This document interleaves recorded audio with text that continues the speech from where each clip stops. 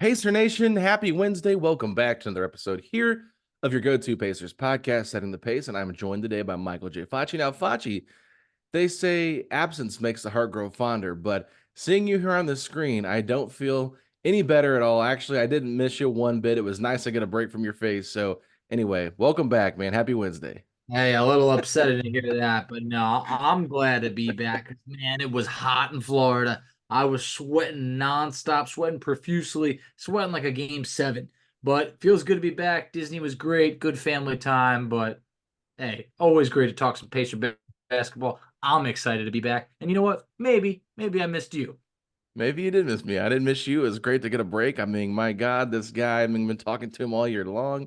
Never a bad time to recharge. But I will say this, if you guys did not see on our social media posts, we are going to go to 3 days a week now for the summer schedule. And of course, if there's newsworthy stuff to cover throughout the weeks, we will definitely hop on and discuss those. But a lot of this stuff that we're going to be talking about is stuff that won't really have a time sensitivity to it. So we're going to try and schedule our lives around the podcast and things like that. But today we're going to be talking about 10 free agents. Maybe we have some overlap, maybe we don't, but this is going to be our list of free agents the Pacers could go after. And Facci, I know a lot of people, we've talked about this, think that we have cap space, but we indeed do not have cap space if you're a Pacer fan. So we are looking strictly at this from a mid-level exception type of thing, which the full mid-level is around $13 million, but just underneath it. But with that being said, I think it does make it a little bit more difficult to find sexy name free agents to talk about on today's pod. It's true. Like, look, LeBron could hit free agency. He ain't gonna hit this list. All right. So, there's certain players like Indiana's not in the same spot they were last year where some teams could only offer Bruce Brown the mid-level, and then here comes the Pacers throwing the bag. Indiana is a bit limited if they do want to do things like re-sign Pascal Siakam, Obi, or what other moves you can make after that point. So you're not going to see a lot of all-stars on this list, but I think you already have a good team in place for the Pacers. It's how can we add to it? Absolutely. And I think the most interesting thing too is like I don't even know if the Pacers will go fully into the mid-level because that could put them very close to the tax. So they could use part of their mid-level, but not all of it.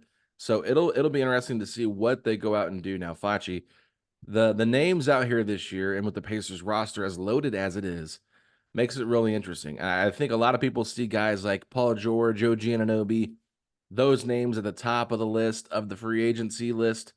I will say this: the only way those are going to be possible for Indiana are sign and trades. And me and Facci will be doing our trade stuff next week. So if you want to hear maybe some more conversation about potential guys like that we could go after, okay, maybe you should tune in next week. But in terms of filling out the roster with this list right here, it is kind of difficult to do, but it's also kind of a challenge as well. I think that there are some interesting names out there that could make sense, and we'll explain those names as well. But Facci, we're not going to go with working our way up to number one. We're just going to go back and forth, sharing 10 total players on our list. So tell me where you want to start. So I'll start towards, guys that are maybe a little bit of a lesser value. I guess we'll go with that. So save a little bit of a bigger name for last. But in terms of one player I think could fit this team, that's Lonnie Walker. Lonnie Walker is someone that has averaged about double figures for each of the last 4 years. He shot 38% from three on about 5 attempts. For Brooklyn, he made $2.3 million. So it's not like he's going to break the bank. But when you're looking for some three-point shooting to replace a Buddy Hield or a Doug McDermott, I think that Lonnie Walker is a guy that's younger than both of them, and I think probably could be had for about $4 million or so on a 1 year deal where he can come to Indiana, get his value up, and get paid elsewhere. Yeah, Lonnie Walker is an interesting name. Pretty young guy. Still has some potential. And I don't ever think he's going to be more than rotational guy, back in, kind of like an Aaron Holiday level of player, right? Aaron Holiday, I think he is expected to leave the Rockets on the latest reporting I saw. So someone like that, that's kind of a journeyman throughout the league, trying to find their spot, has had some moments here and there in a regular season, but never really stood out and was that kind of player. So Lonnie Walker is interesting to me. Now, a name that you did mention when talking about Lonnie Walker was Buddy Hield and Facci. I don't know if you saw this or not, but Yeah. Buddy Hield, there's been reports that he could get the minimum in free agency. Now, look, the Pacers offered him a pretty good deal. I think the reports were around 4 for 72 million, something like that. 4 for 75. I can't remember what it was Something like exactly, but he turned down a lot of money to bet on himself, and now it looks like the market might be drying up a little bit for Buddy Hield. And I have him at number 5, I guess you could say, or he's one of the first players on my list here.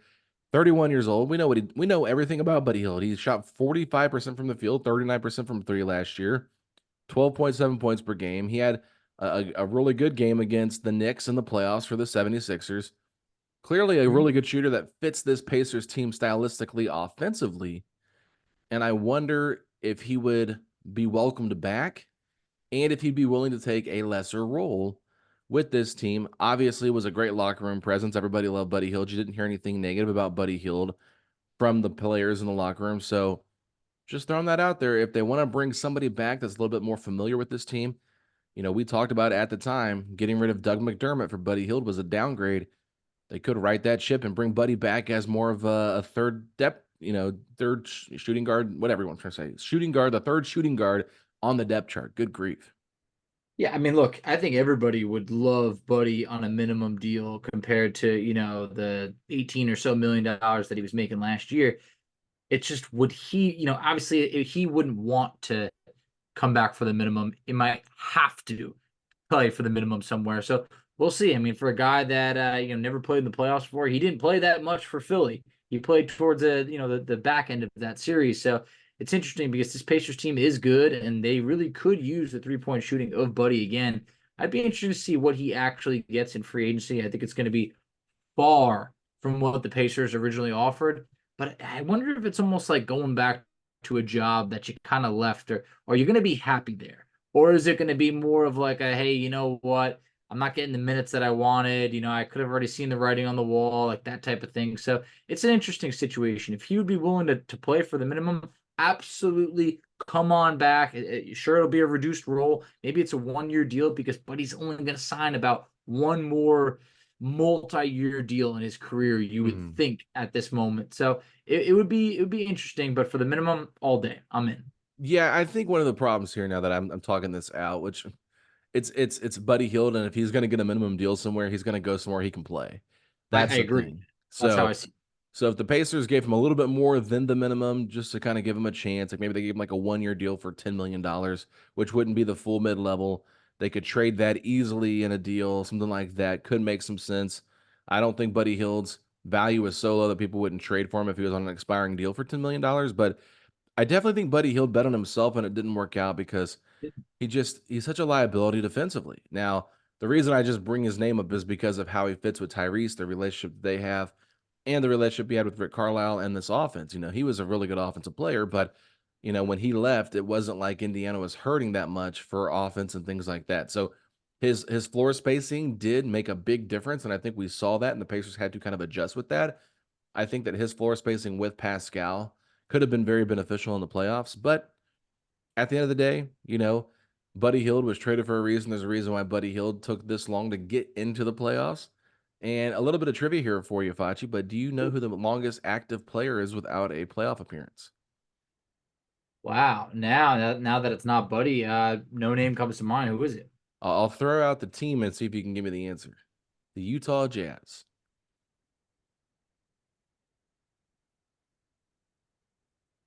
Radio silence is great for the podcast listeners right here. Yeah, no, because here's the thing. The guys that come to mind of like a Laurie Markkinen That's it right or there. Right there. yeah, That's the okay, guy. wow.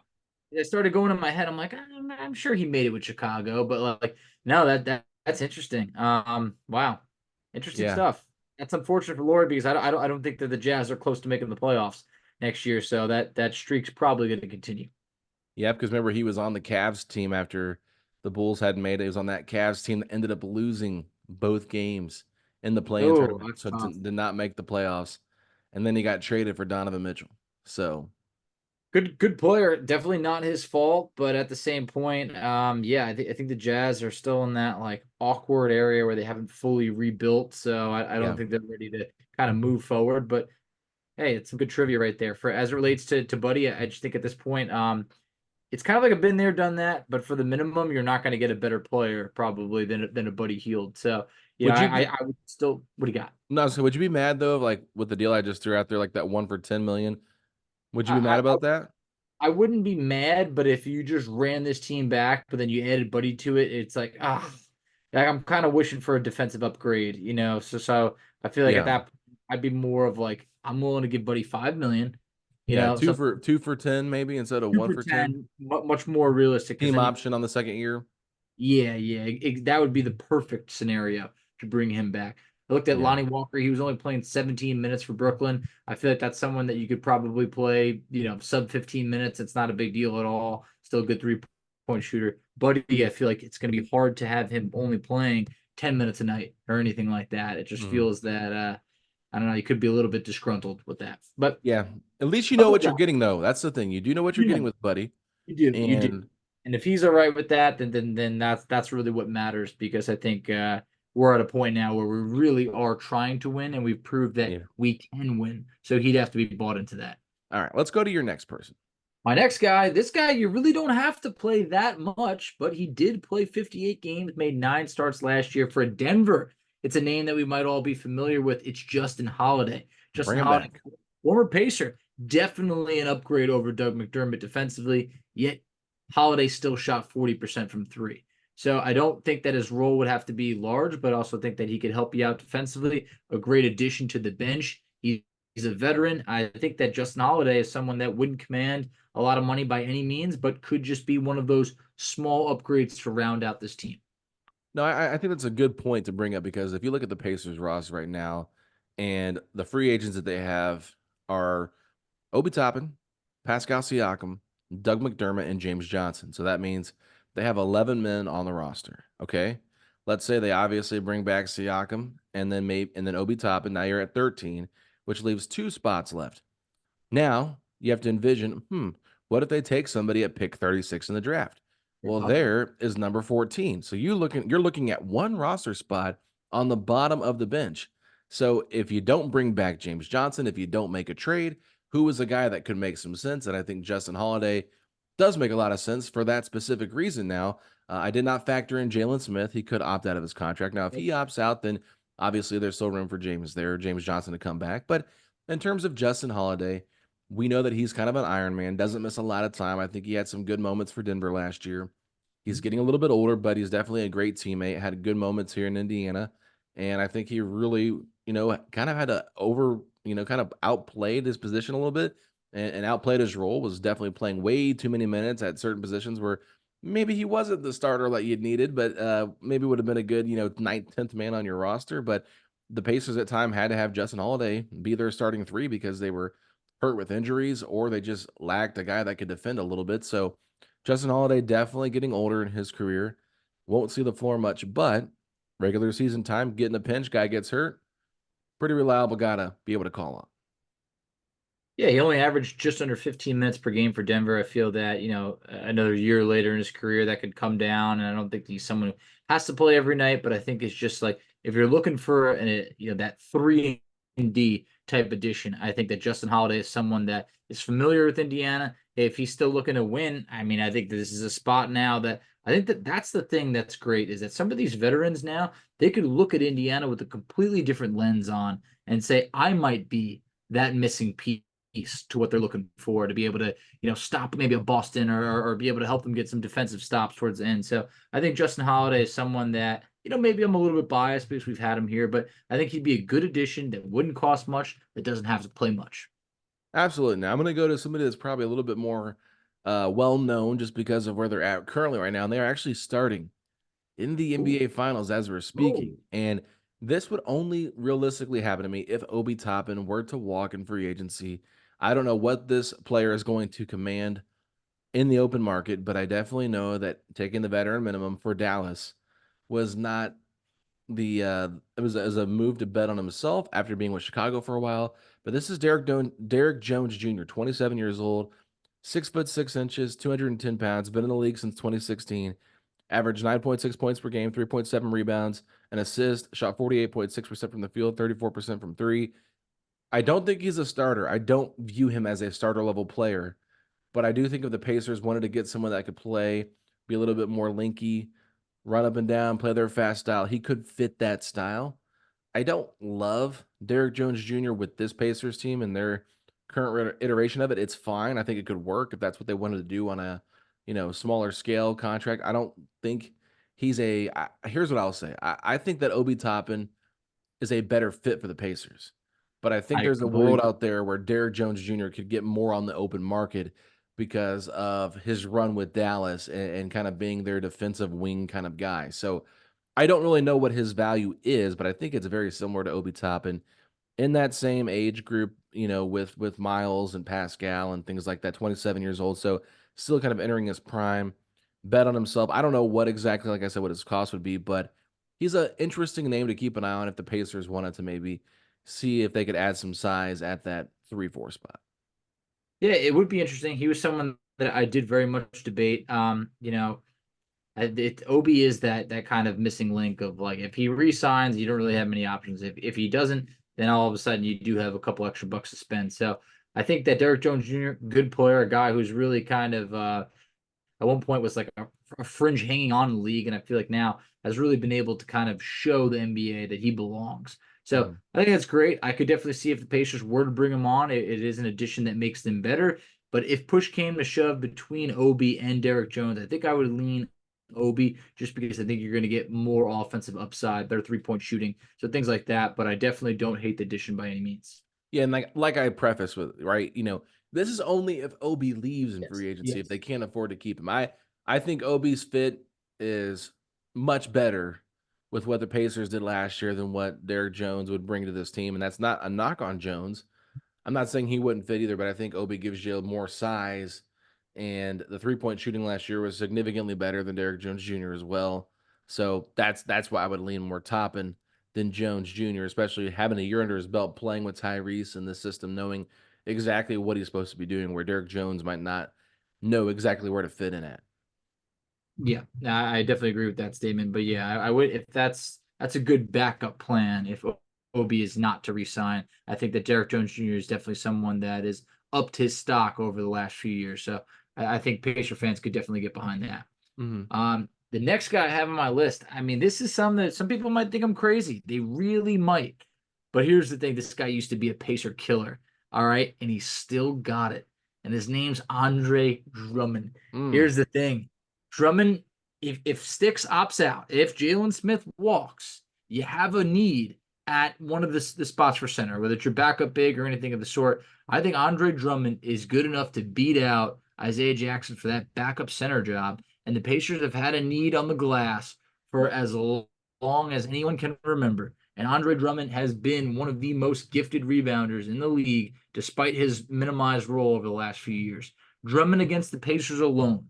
There's two different games last year. One game he had 7 points and 16 rebounds. Another one he had 11 points and 14 rebounds. He had 3 games last year where he had between 23 to 26 rebounds, and he only got to play 17 minutes a night for Chicago. And if you're Mhm. saying, well, what would the cost be? Well, the last 2 years he's played for $3.3 million.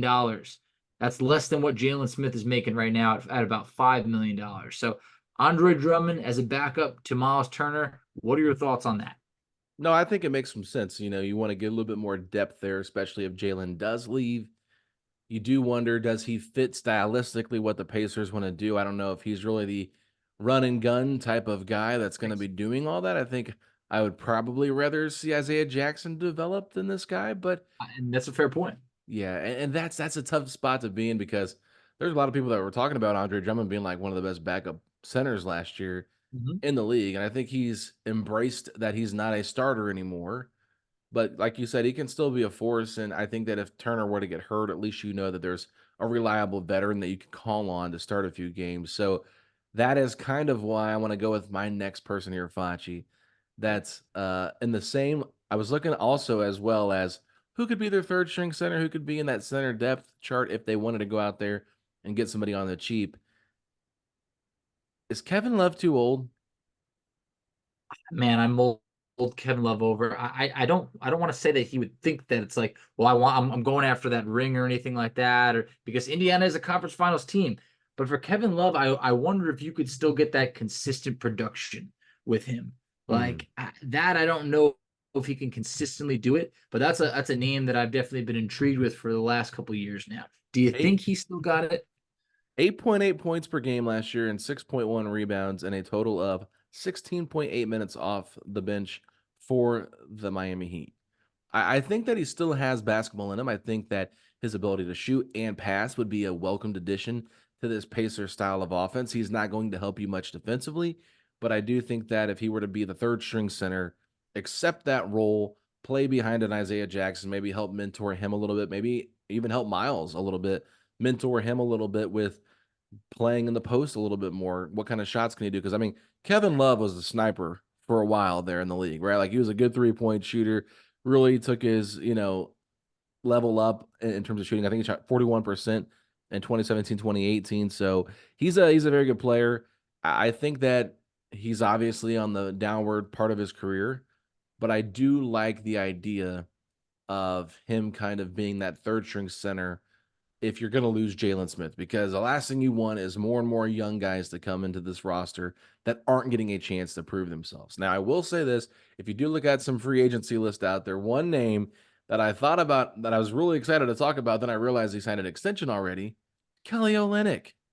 Hmm. Kelly Olynyk signed that 2-year extension with the Raptors, and I'm thinking to myself, Kelly Olynyk, and I know this sounds crazy, but like he would be the perfect backup center for the Pacers if they could have gotten him. So I wouldn't rule that out in terms of maybe a trade if they wanted to go after him. But Kelly Olynyk, with the way the Pacers play nowadays, put him with Miles. He can play the 4, he can play the 5. Like, no, he's not the greatest defensive player, but like he could help with this team with what they want to do stylistically. But I'm gonna go with Rena Olynyk, and we'll go with Kevin Love.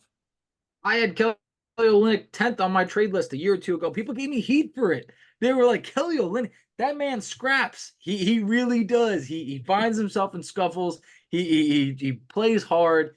You got to respect it. He's the type of guy you don't like to play against, but you like to have on your team.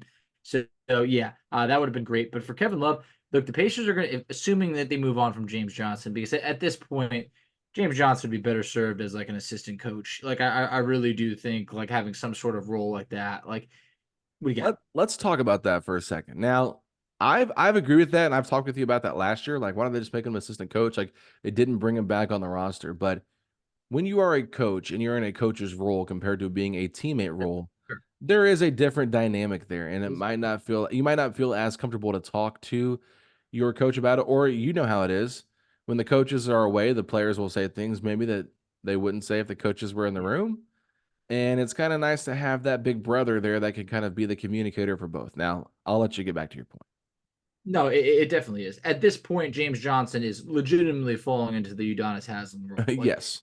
he made 9 appearances last year, and in those 9 appearances, I mean, it's like 2 minutes here, like there. So I can't even imagine him really even stepping on the court next year. But for a guy like Kevin Love, that's a guy that like people will still listen to, but I feel like can also contribute more. That's an NBA champion right there. That's a guy that was an all-star player in this league. I think that if you can go out there and if Jalen Smith walks, you could bring in Kevin Love. I'm really excited about it. And I've kind of unfortunately soured on Jalen Smith. I have, and I'm kind of now like looking at things as if he does opt out. The Pacers have a little bit more flexibility to make another move. And I think a guy like Kevin Love doesn't need to play the amount of minutes that Jalen Smith would have to play and as Mhm. consistent. So a guy like Andre Drummond, I think right now would be able to step in, be a backup big that can really help Pacers on the glass. A guy like Kevin Love can be a veteran leader, also a good, rebounder who can shoot some threes. So I like either addition. They're probably a little bit more than Jalen Smith, and I know that could sound crazy because Jalen's way younger, but I feel that Jalen needs to play much more than those players, and that might not be something the Pacers have that option for him. Yeah, Jalen Smith's a weird case, right? Because he was so good in the regular season, Okay. had an injury, came back, was never the same, really struggled in the postseason. Isaiah Jackson took his minutes. And it's almost to the point where like I like Sticks so much, and I was like, beating the drum hard from this year. Like I was like, I think he might still beat Isaiah Jackson. Like that was how I felt a long time, even before the season started, that I was going to be Jalen Smith just because of his ability to shoot the three. But Isaiah Jackson in the playoffs, he really showed me something. And I really liked his resiliency and his ability to be ready when called upon after not being in the rotation for so long, with Jalen being the primary backup 5. So I was really impressed with what Ijax did. And so I'm to the point where I kind of want to like let the reins go and let him fully get those backup 5 minutes and want to find more of a third string center.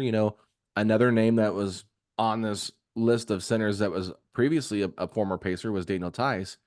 But, I think the Pacers did Tice right by letting him go and things like that. But, he doesn't want to fill that role. There's a lot of guys that probably still feel like they have something to give and they don't Yeah, want to be the third string center, right? So that's why when you think about like a Kelly Olynyk, like he could make it more difficult for Isaiah to get minutes because he could really push for him. Same with an Andre Drummond. I don't think Kevin Love is going to be pushing him out of the rotation, yeah, but would Kevin Love even want to come to a team like Indiana if he knows he's going to be the third string center? Probably I- not. So right. that's where it gets really difficult trying to find the right person. But this is where maybe you could bring in somebody, and I know this isn't a guy on my list, but I'm just going to throw it out there since we're talking centers, like a James Wiseman, someone like that, that is like one of these early lottery picks that kind of became a bust and didn't really ever develop the way people thought they would. And now they're just trying to latch on to a team. Could they, you know, reshape his value? Could they get his value up? Could they maybe find like a Marvin Bagley, somebody like that? You know what I mean? That to me could make some sense. Trust me, I love nothing more than like a, I don't want to say like a bargain bin type of thing, but like there is still talent there. Like Hmm. James Wiseman will never live up to being the number 2 overall pick. It won't happen. But if he doesn't have to play that much and he's with this group, this coaching staff, I feel like they will get more out of him than what he's been able to show. So I would totally be, up to bring in like a James Wiseman or something of that sort because hey, he's not going to play that much, but if he does get a role, Tyrese is the guy to be able to get the most out of him. This coaching staff, everything of the sort. Indiana has developed so many players, so I would feel confident in that. Going back to Drummond, I feel like you could sell Drummond on. You're going to be competing for that backup center job. We'll pay you a little bit more than what you made last year. Hey, you could win that job. Hopefully, that's up to you. Nothing's going to be promised, and I think that could be something that hey, Pacers playoff team. He hasn't played in the playoffs the last few years. You look at, he's been with Chicago. There's all that stint with Detroit for a long time. He's with the Lakers for like a cup of coffee. But, I think that this is a good opportunity for him to be able to say, hey, I can contribute on a winning team and, be able to win that backup big job. So I'd be a Yeah. little bit intrigued by that. Were, But were you were you tempted at all since you already brought up? I've already brought up a former Pacer. You brought up a former Pacer in who'd you bring up again? Justin Holiday. That's right. there's not. Any interest in Goga Batase? Honestly, I think I overlooked him this time, but Goga actually had a halfway decent He season did. this year. He really did. Like he showed that he's a pretty good shot blocker. He's a rebounder. Like Goga showed some stuff, and like I think like in my mind, I don't think you could ever label Goga a bust. I think the Pacers failed Goga. So Mhm. as a backup center, like I feel like he wasn't on my radar, but now you kind of got me intrigued a little bit. I know. He was a name that I thought about putting on. I don't know if he would want to come back to Indiana just because of He how would. things were. Yeah. But anyway, decided to throw it out there. Goga, give you some love. All right. I think we have two names left each, so let's keep it moving. Yes. All right. Next, I'm going. This guy, he still kind of has it. He's going to be 36 this year. Talk about Nicolas Batum. All Mm. right. Look, he's been an awesome addition for the Clippers. That is a veteran that is more than just a vet on the bench. He could still play. He could play the 3 and the 4. He's a Well, he good. did play for Philly last year. He he did play for Philly. Yeah. Okay. He was So was part he? of that James Harden trade. Okay. All right. All right. So then I guess he started the year with the Clippers. Yes, yes. Okay, good. Because I was like, I could have sworn I saw that man playing for the Clippers Yeah. last year. But Batum still has it. And I think that in this spot right now, I mean, he played for Philly. He was playing about 26 minutes for the Clippers. He was playing about 18 minutes. And I just think that he's someone that's always been like a talented player that can do a little bit of everything, but he could still defend and he could still shoot that three ball well. For Philly, he shot 40% from three last year. And I just think that when you're looking for a veteran that can still play, make this team better, Batum's going to have a lot of suitors. I really do, and I'd be intrigued if the Pacers were one of them. Yeah, I had Nick Batum on my team as well, Facci. I think that at 35 years old, he does kind of understand, like, okay, I'm probably not going to be playing a whole lot, much more moving forward. Indiana could give him an opportunity there to be more of a mentor type of teammate. He did shoot the ball well last year, like you mentioned. I like his size. I think the Pacers could use somebody like that. Definitely kind of similar to what we said about Justin Holiday. If you have an injury to one of your main 11 guys, potentially could be there. Like I think that he's a better player than Doug McDermott is because of his ability to do things on both ends of the court. Very good passer as well. I think that's a little bit of an underrated part of his game.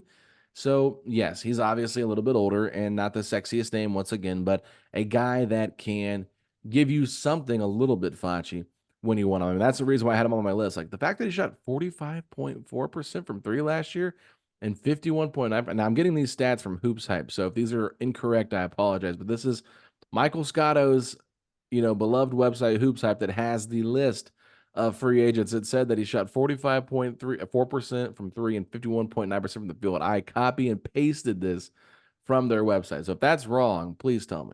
It is indeed Okay. wrong. So he shot 45% from the field. He shot 39%. There's 39.9 from three Those dang with Philly. websites. Yep. Can't trust the So internet, people. Fake news. couldn't let that stat slip through You were there because giving I me got a the numbers up. look, so I was walking it back.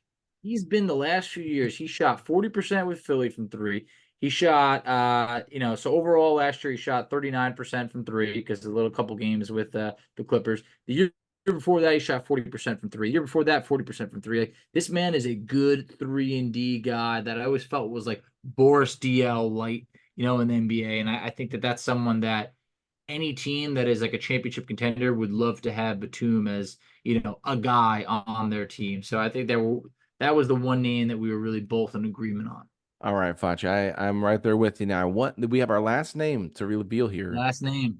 I think everybody is going to be surprised by mine and not surprised at all by yours. So I'll save my surprise for last. Let's finish up with your final person on your list. Who do you have to reveal to us, Facci? It's no surprise, Beast. You'd be out of your mind if you think that I don't have Kyle Anderson number one on my list. I dove through the stats and I'm Superstar. even more in love. Yes, he'll never be the star that I misunderstood that one time, but I looked at it. Did you know that Kyle Anderson had the fourth best defensive plus minus in the league last year? It was behind only Jokic, Wemby, and Isaiah Hartenstein. I couldn't believe it. I knew he was a good defender, but I thought, oh my God, this can't be right. I had to check numerous websites, and it was right. Yes, offensively, he is a slouch. You're not getting star production from him. You're going to get a good defender at 6'9". He could play the three, he could play the four. All right. I think that this man's been a part of some good defenses in San Antonio, Memphis, and Minnesota. He's always been a gifted passer. And this is someone that would fit right in to what Indiana wants to do because he can obviously move the ball around, but he's got that more of that size that, Chad was talking about. I think that Neesmith being about 6'5", you're giving up some size. With Kyle Anderson, you're getting more size, and I think that you're getting a little bit probably more of a well-rounded player. Don't expect much on the offensive end, but this Pacers team needs to improve defensively. Kyle Anderson is someone that is kind of right in our face. Okay, so let me ask you this: if you bring in Kyle Anderson, does that mean you're bringing back Obi Toppin, or are you picking between the two?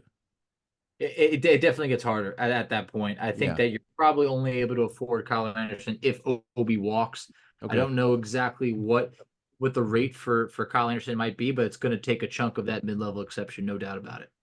Yeah, that's the thing. I mean, Kyle Anderson to me is a very interesting player. I think he's intriguing in terms of like what he can bring. Like you said, defensively is going to be an upgrade from what the Pacers have at certain positions there, but he is so slow. Is he going to be able to Yes, play? that is his name, no What's doubt his about it. nickname? Slow Mo? Is that what you were saying? Yeah. Yes. Yeah, I agree. I know what it is. I mean, and does that seem like the Pacers type of player to you is slow mo? No, it definitely doesn't. It definitely doesn't. But I just think that when you look at like, okay, who can really help the Pacers defensively? There's not many guys out there. There Right. really isn't. And I'll tell you, one team that can't afford to bring Kyle Anderson back, that's the Minnesota Timberwolves. They absolutely cannot, and they're gonna have to watch that man walk for free. So I think that the Pacers, a lot depends on, like you mentioned, Obi Toppin. If Pacers bring back Obi Mhm. Toppin, there is no Kyle Anderson money out there.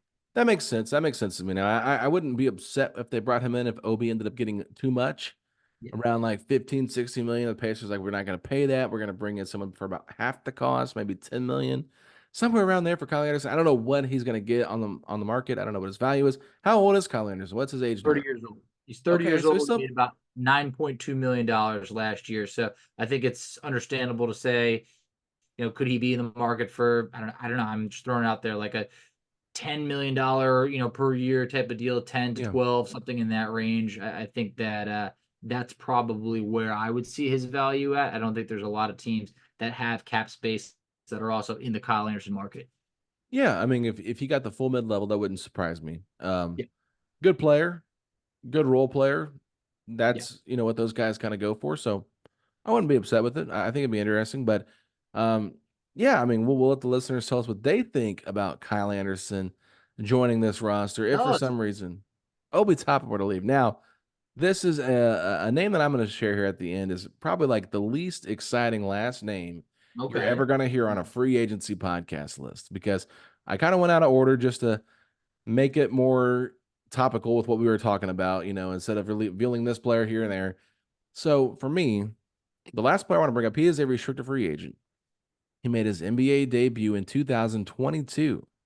Got traded last year from the Utah Jazz to the Detroit Pistons. He's a 6'7", 209-pound wing. It is Simone Fontecchio Facci.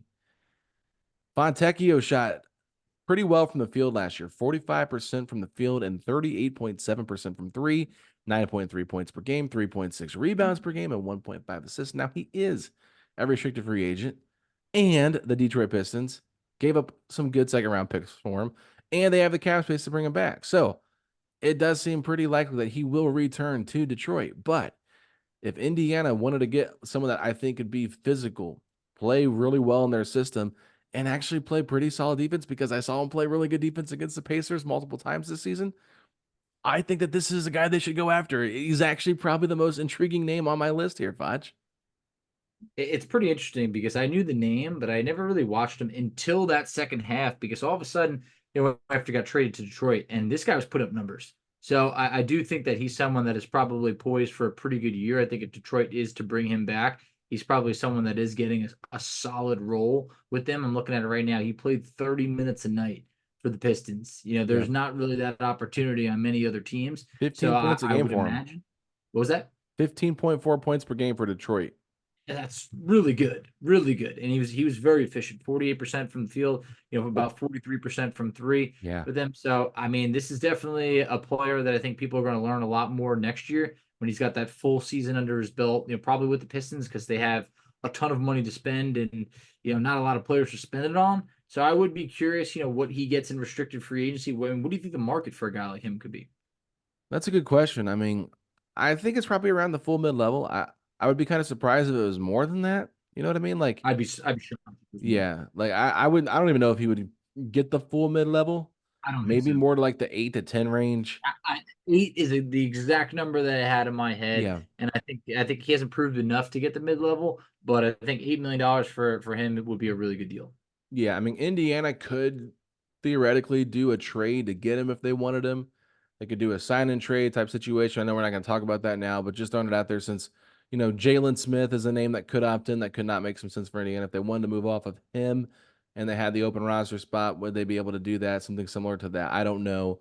It just makes sense to me if they really wanted him and the Pistons wanted to take a little bit of a stab at what Jalen Smith could do as a center for them, knowing that they kind of need to address their center position behind Jalen Duren, of course. So I just kind of threw that out there. But yeah, I like Simone Fontecchio, and I was like really impressed with him with Utah, and I just liked him as a player. And then watching with Detroit, like, yes, his numbers were much more elevated there because they were a terrible team and he was playing a lot of minutes, so they are a little bit inflated. They're not really that true of numbers, but I think that his shooting percentage is very fair to go by. That's what you can look at and say, okay, that feels pretty consistent.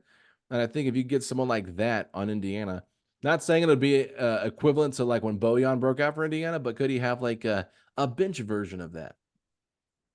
That'd be great. I think that the amount of open looks that the Pacers were able to get guys, you need good shooters, and he is definitely a good shooter. So that's something interesting. I think for if you're Detroit and you're making a trade for him, and you really don't have anyone else to spend that money on, you better re-sign that man. Yeah. So I think that'll be interesting. But I think that was the only restricted free agent that we had on our list, right? Right, yeah, and Pacers don't usually go after RFAs either.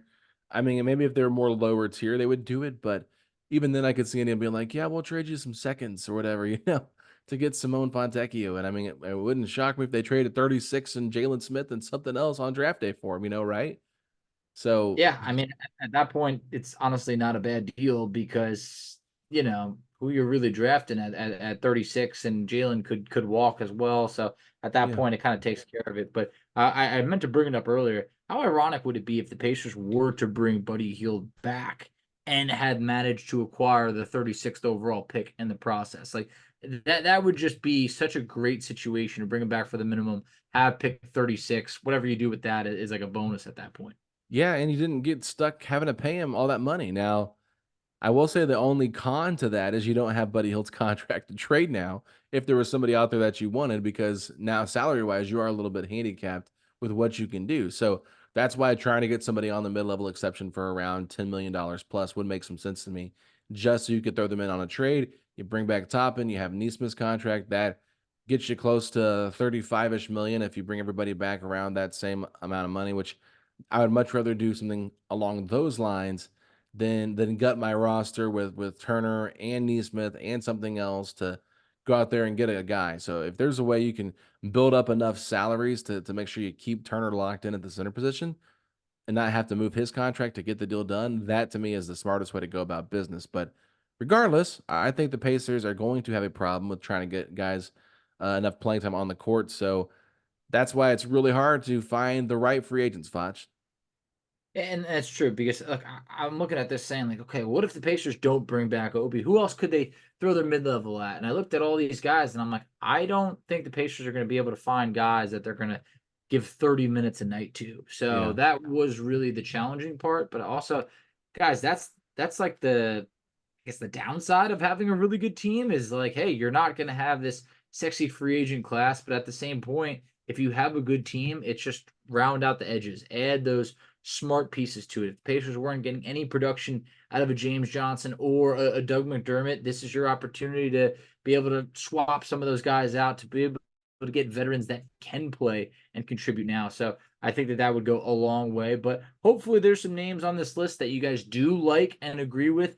If you do, please let us know. If you don't, definitely let us know as well. And please let us know about anybody that we might have missed, because when it comes to free agency, there's plenty of different ways. You got your unrestricted, you got there could be someone that could decline a player option and anything of the sort. There's many different ways to sign someone. And I'll say this, if there's somebody on the list if there's somebody not on the list that you wanted on the list, don't just reply in the comment section and say, "Oh, you should have added this guy," or ask us what you thought of that guy. I want to hear from you guys what you thought, what you think of that player, and why you think they would be a good fit for the Pacers, so we can discuss it. That to me is better than just getting our opinion on. I want to hear your guys' opinion on certain players, but I won't lie. Part of me, the reason why I like Simone Fontecchio so much is because I like saying his name. Who It's a wouldn't want to say great Simone Fontecchio the whole time talking on a podcast? Yeah, trust me, it's a great name to say. So I like it. I think that that's someone you're going to hear a little bit more from, and that's someone that you know I thought was just a guy on the Jazz. Yeah, he's all right, and then you see him, and you're like, this guy can actually play. So Wow, he's who knows? he's he's shutting down Bruce Brown. What's happening?